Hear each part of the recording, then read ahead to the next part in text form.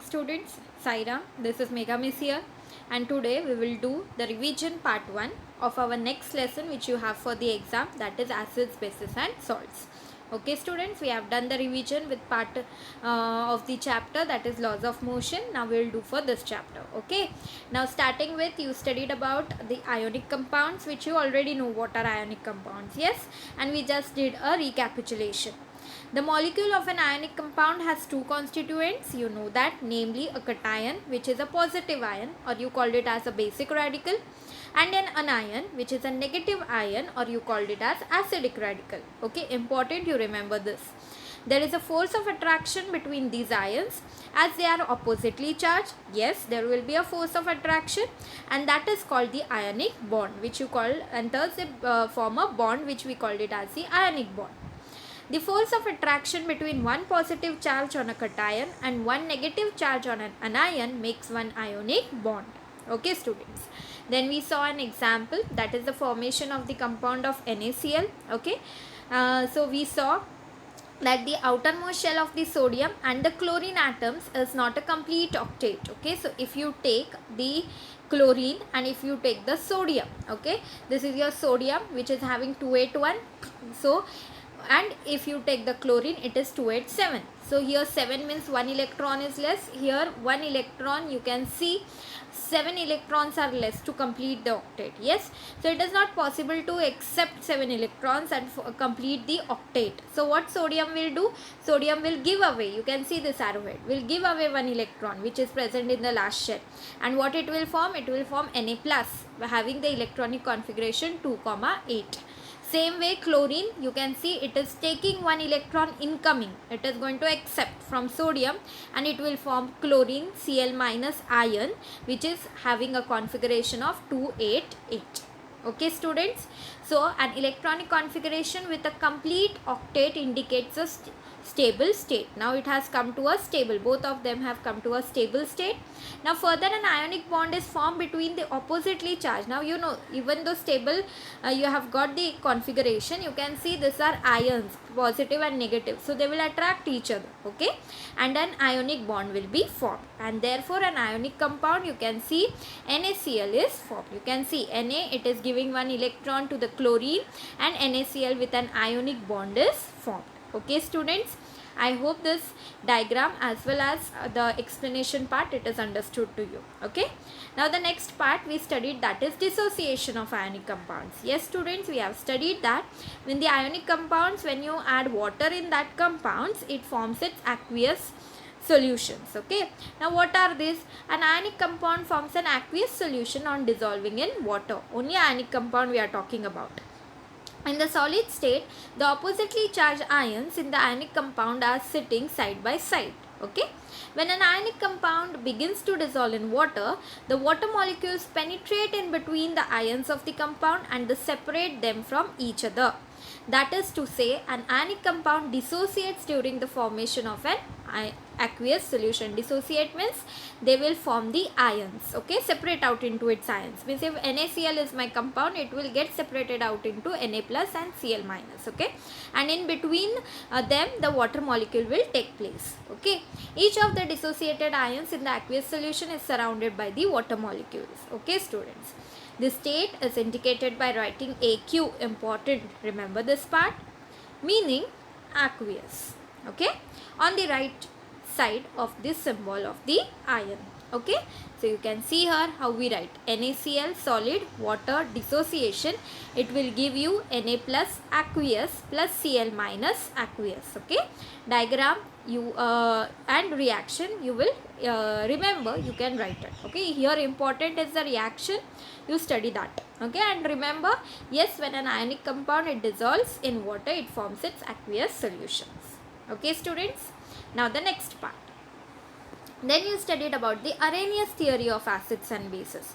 Now in that he gave the definition for an acid and base. So we will see that students. According to Arrhenius theory, an acid is a substance which on dissolving in water gives rise to H plus ion as the only cation. Okay, you will get only one cation, which is the H plus ion. So what are the examples, students, for that? You can see HCl is given. You have HCl, H2SO4, you have H2CO3. Okay, so these are two, H2, this is 2, this is 2 H2. Okay, this is H2CO3. Okay, so you have the compounds HCl, H2SO4, H2CO3. Okay, and you can see the dissociation is given for HCl, water. Dissociation gives you H plus aqueous plus Cl minus aqueous. We are writing aqueous and it is forming the aqueous solution and it is dissolved in water. Okay, now what is base, student? A base is a substance which on dissolving in water give rise to OH minus ion as the only anion. Okay, for example, NaOH, CaOH twice, etc. So NaOH, solid, water, dissociation, it will give you Na plus aqueous plus OH minus aqueous. Okay, students, I hope till here it is clear to you. Okay, so they are forming OH minus according to this Arrhenius theory. Acid means H plus ions only and base means OH minus ions will be only there when you are dissolving it in water. Okay, now we'll move to the next part. You have the classification of acids and bases you studied. Yes, now what is that, students? The first one you studied, that is the strong and weak acids, bases and alkali. Acids and bases are classified as strong and weak on the basis of the extent to which they dissociate, that means separate out in their aqueous solutions. Now what is strong acid, student? On dissolving in water, a strong acid dissociates almost completely and the resulting aqueous solution contains mainly H plus ions as the concerned acidic radical. Okay, for example, HCl, HBr, HNO3, H2SO4, etc. Okay, so you will remember what is a strong acids. Okay, it means it is almost completely, it is getting dissociated. Okay, now weak acid. On dissolving in water, a weak acid does not dissociate completely. The resulting aqueous solution contains H plus ion and the concerned acidic radical in small proportion along with a large proportion of the undissociated molecules of the acids. So example is acetic acid, CO2, etc. So these are all weak acids, students. Okay, that means they do not dissociate completely. Strong base. On dissolving in water, a strong base dissociates almost completely and the resulting aqueous solution contains mainly OH minus ions and the concerned basic radicals. Okay, example you can see NaOH, KOH, CaOH twice, Na2O. Okay, all these are your strong bases. Okay, now we'll see the weak base. On dissolving in water, a weak base does not completely dissociate. Strong will completely dissociate, weak will not completely dissociate. Okay, students. The resulting aqueous solution contains a small proportion of OH minus ions and the concerned basic radical along with a large proportion of undissociated molecules of the base. Example, you can see NH3. Okay, so it does not dissociate completely and hence it is a weak base. Alkali. The bases which are highly soluble in water are called alkali. What you will call them, students, as alkali. Okay. For example, NaOH, KOH, NH3. Here NaOH and KOH are the strong bases while NH3 is a weak base. Okay, students. So they are highly soluble in water. Such bases we call them as alkali. Okay. I hope till here this part it is clear. Okay, we'll move to the next, that was basicity and acidity. Now what is this, students? Acids and bases are also classified according to their basicity and acidity respectively. Now what is basicity of acids? The number of H plus ions obtainable by the dissociation of one molecule of an acid is called its basicity. Okay, and the number, what is acidity? The number of OH minus ions obtainable by the dissociation of one molecule of a base is called its acidity. Okay, just learn this definition by heart. Okay, students. Now next part we studied about the concentration. Now what is the concentrated acids and dilute acids you studied, right? So all the properties of a solution depend upon the nature of the solute and solvent, which you already know what is a solute and solvent, yes, and also on the proportion of the solute in the solution. The proportion of the solute in the solution is called the concentration, students, of the solute in the solution. So how much amount of solute you are adding, that will tell you about the concentration of the solute in the solution. When the concentration of the solute in the solution is high, when the solute is high, concentration of solute is high, it is called as concentrated solution. While the solution is called as dilute solution when the concentration of solute is low. Okay, so you know you have acids, dilute acids and concentrated acids. Okay, so like that only, more amount of solute in the solution means it is concentrated, less amount of solute in the solution means it is dilute. Okay, next part you saw, that is the two units are used for more frequently. The first unit is the mass of the solute in grams dissolved in 1 liter of solution. So remember what is the for concentration, what are the units you will write, students? Grams per liter or G per L. Okay, remember, so I have highlighted in red part. The second unit is the number of moles of the solute dissolved in 1 liter of the solution, which is called as molarity. So another what unit you can use? Molarity, M, capital M, of the solution. The molarity of the solute is indicated by writing molecular formula inside a square bracket.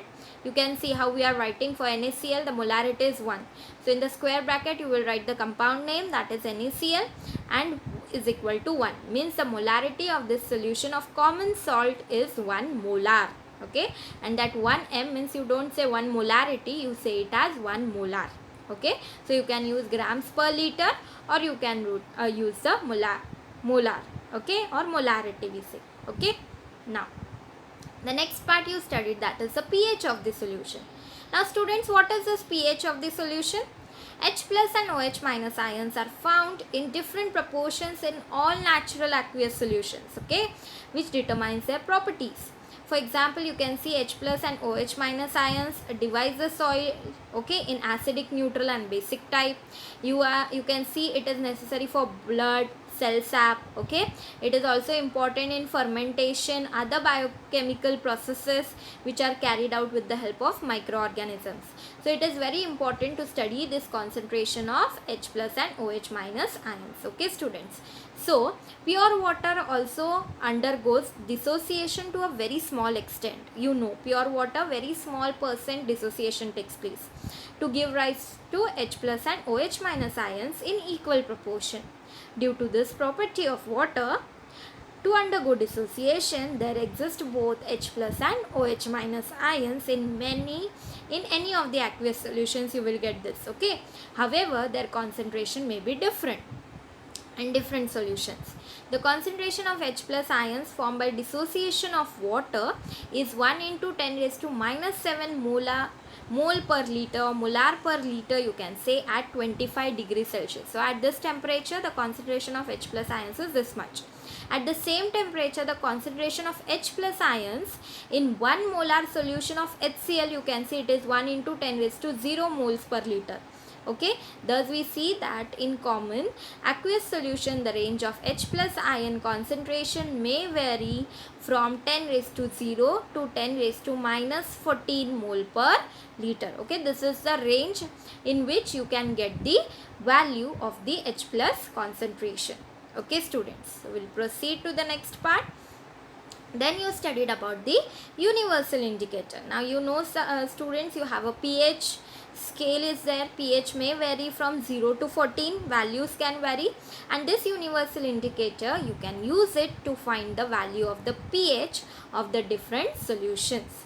Okay, so it is you can use such type, it can be used as an indicator.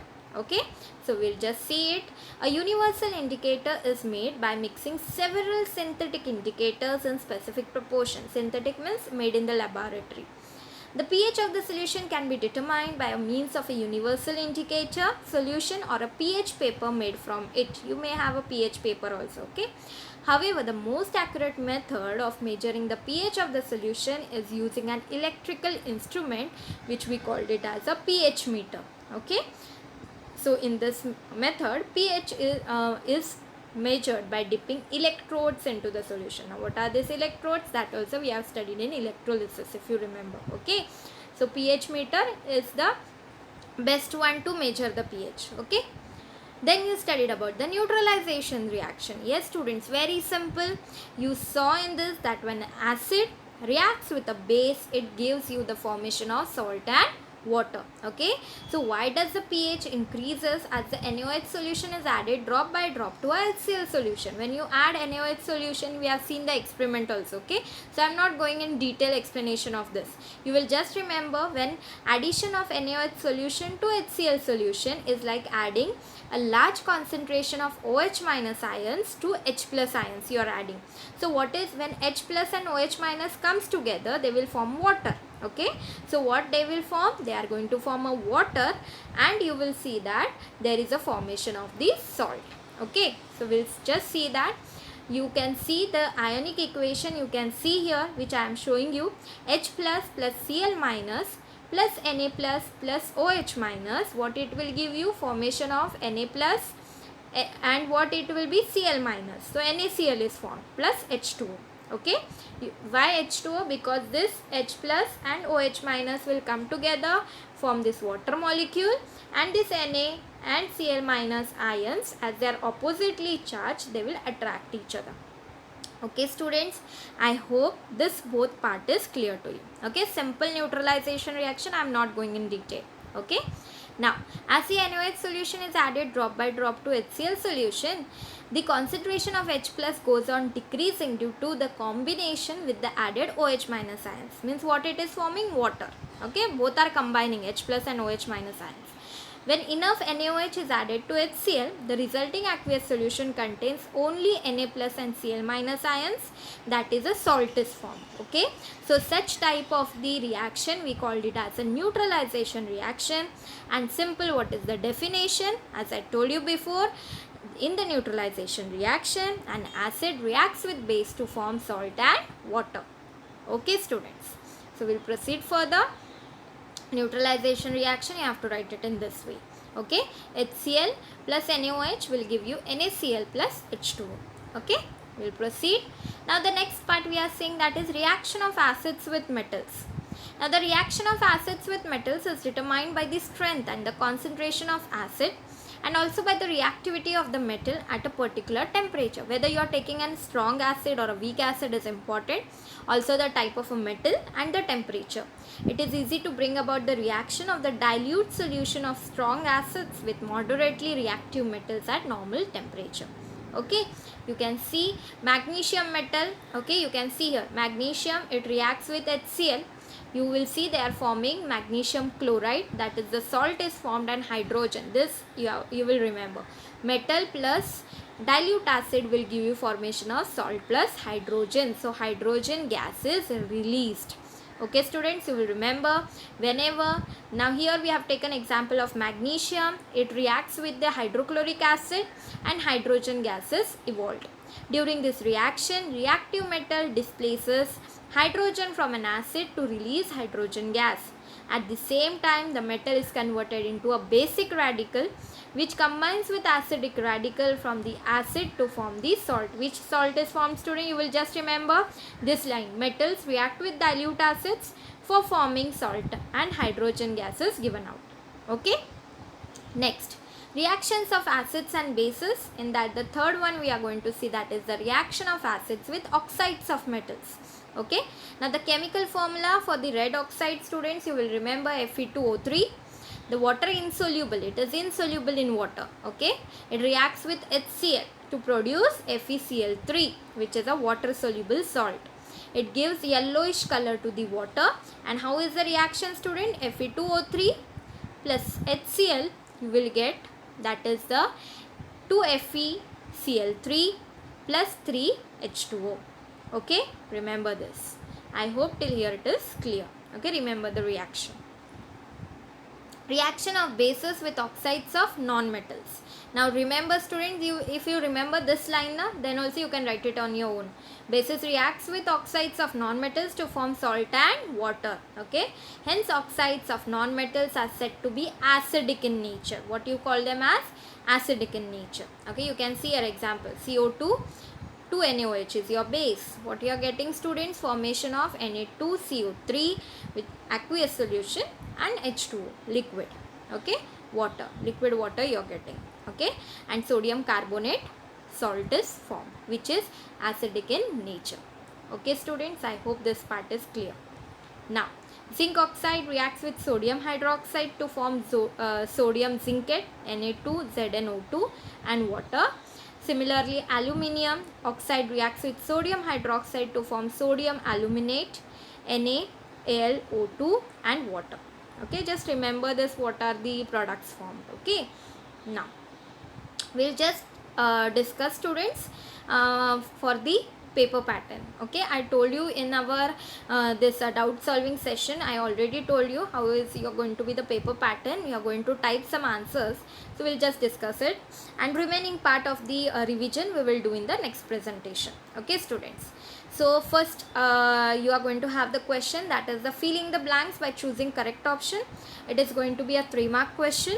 Okay, choose true or false. Here everywhere you are just going to choose the correct options. Okay, that is for 2 marks. Choose odd man out is going to be for 2 marks. Complete the reaction by choosing correct option. You have to complete the reaction. It is going to be for 2 marks. Here complete the reaction means again you are going to, maybe the reactant I may ask, maybe the product I may ask, and it must be given in the option. So you have to choose the correct option. Okay, and in such way by choosing the correct option you are going to complete the reaction. Okay, then next you are going to have solve the following sums as you had in unit test also. Okay, solve the following sums and choose the correct answer. Answer in one word by choosing the correct option. Observe the diagram and choose the correct answer. Okay, 8th question is going to be answer in short, that is for 2 marks. You are going to type the answer, no option you are going to get here. Okay, you have to type this answer on your own. Okay, and question number 9, that is answer in brief, which is going to be a 3-mark question. This also you are going to type on your own.